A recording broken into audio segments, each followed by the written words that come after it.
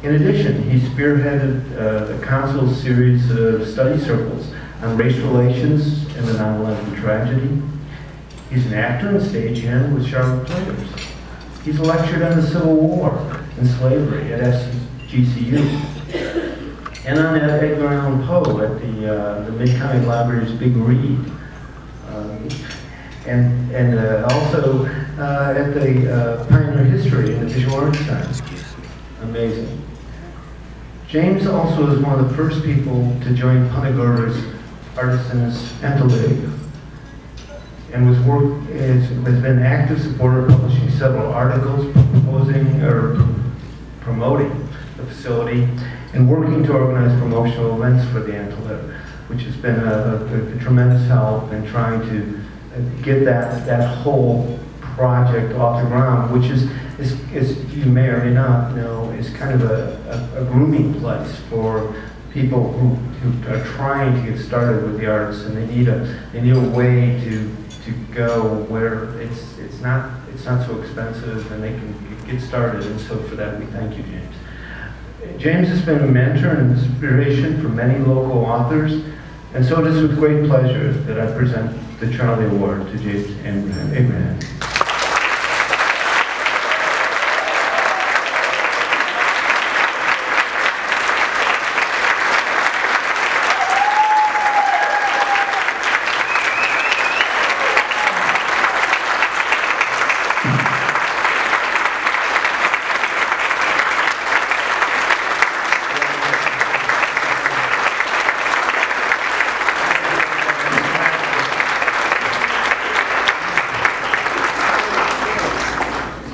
Thank you, President Bernandi, Executive Director Judy Malverson, members of the Arts and Humanities Council.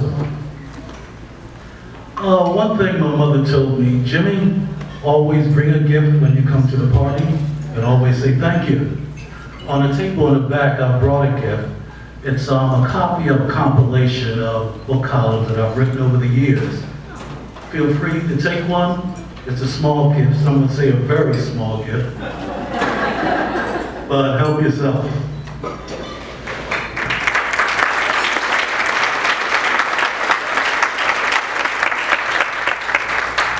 Like Barbara Alvin, I came to my craft, my love, my avocation at an early age. I can remember the day my mother taught me to write my name. After I'd gotten the James right, I asked her for the names of my three sisters, my father, and her name. And I noticed as she wrote every name, one part of it was always the same. And I said, why is Abraham after every name?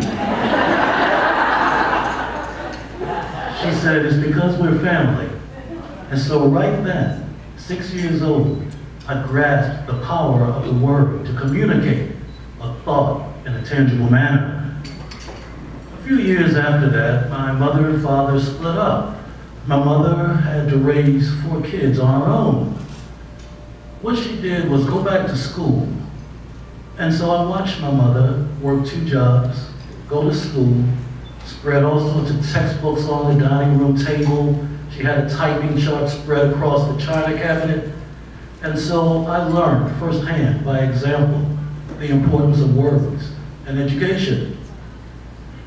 A few years after I got married, my wife, Ginger, told me about a conversation she had with my mother. My mother said, Ginger, I've done all I can with Jimmy. Now I'm giving it to you.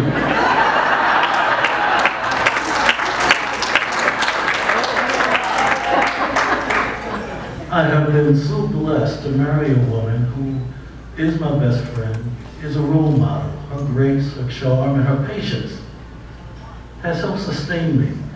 My mother launched me into this world like an arrow, and Ginger sustains me. It's a good feeling to wake up every morning and look across at your role model.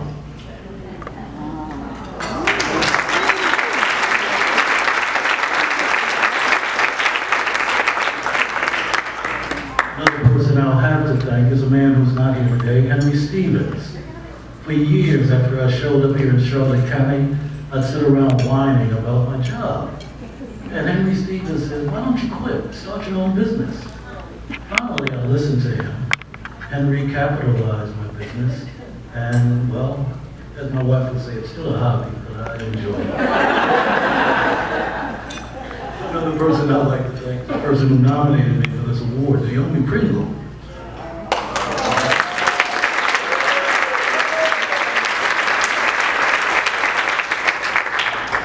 I say this not only because of the nomination, but because years ago when I started this business, I had come from the harsh, hard world of journalism, where I had grown accustomed to rigorous, brutal editing. And I carried that same mindset into working with authors, many of whom were publishing for the first time. One day, Naomi laid down the law and told me that I can't treat people that way. I've got to learn some patience. I had to listen more. I listened to her, and I think it's made me a better person.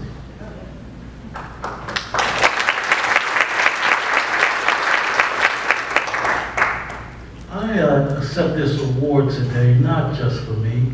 It's been, I believe, 9 years since a Humanities person won this award.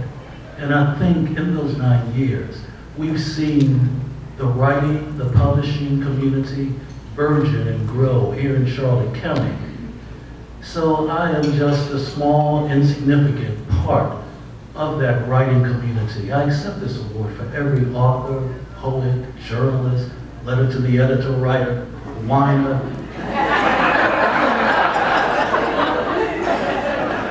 You know, I'm going to be mercifully brief. Down in Gilchrist Park, there's a big statue of a guy with a plume as big as my head. That's a very big plume. You weren't supposed to laugh at that. I mention that because that's a statue of Ponce de Leon, of course. Ponce de Leon reportedly came here seeking a fountain of youth. Now, I don't know about that, but one thing I can tell you is what I've found here in Charlotte County is a fountain of the humanities. Thank you.